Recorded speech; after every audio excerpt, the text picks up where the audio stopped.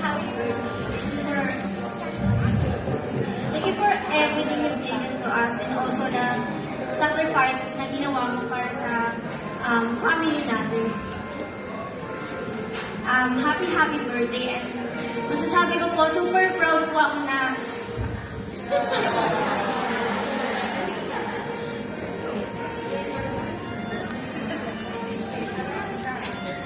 sabi ko, di ako niliyak.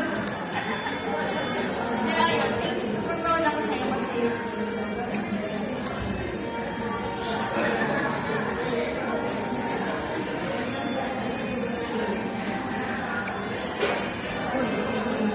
basta ayun, super proud ako dahil kasi sabi ko na ikaw yung nabigyan ng namin na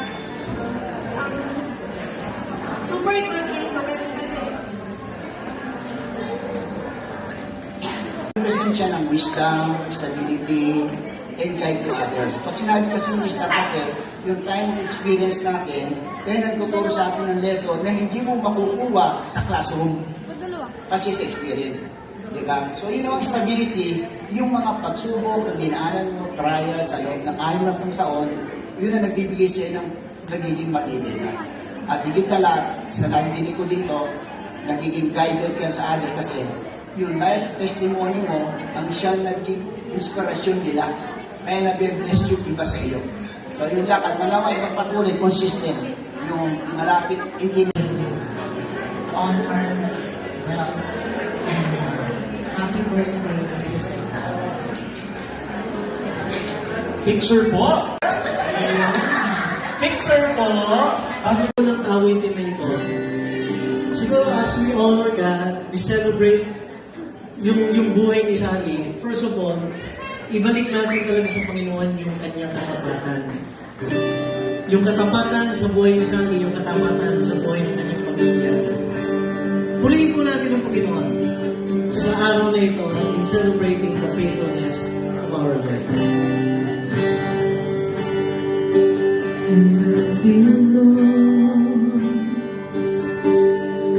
for your mercy never fails me, and all my days I've been held in your hands.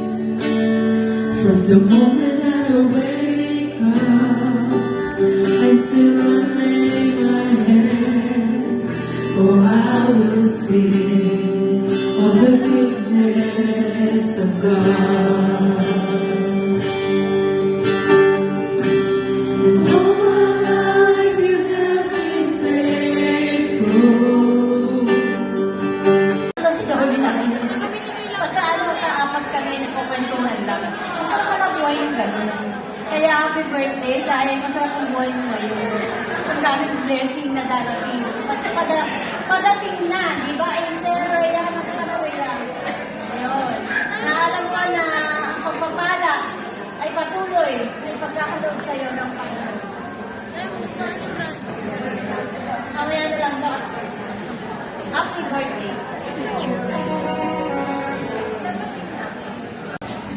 Yes! Hindi. Papasalamat ako sa lahat. Sabi ko. Kasi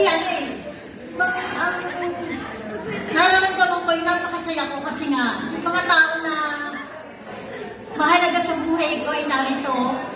At talagang hindi sila nag-anda yung talak dito. Talagang napakasarap. Naalala nila ako na minsan naging bahagi sila ng buhay ko na ngayon narito. Ibang kagalakan yung nararamdaman. Ayan, palakpakan. Nagsimulang magmahalan. Sabi niya, simula, nakita niya lang ako sa church na nakadamit ako ng black. Na in love. Sabi niya. Yun! Tapos, ayaw ko sa bahay. Natiberin ako sa kanya.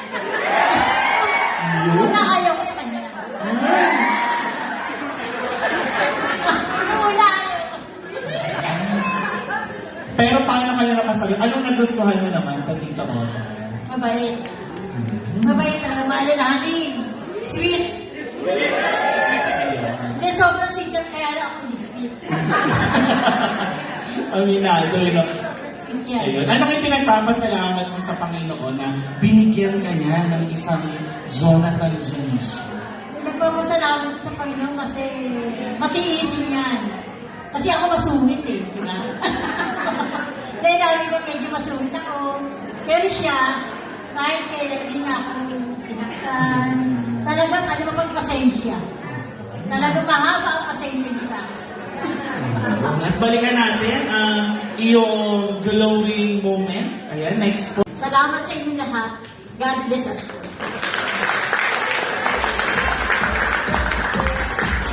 Muli po, maraming salamat, Tita. Maraming salamat sa inyo lahat. Sa gabi ito, sa aking anim na pong kaarawan. Nagpapasalamat ako mula sa lahat sa Panginoon. Yun ang number one na gusto kong pasalamatan dahil sa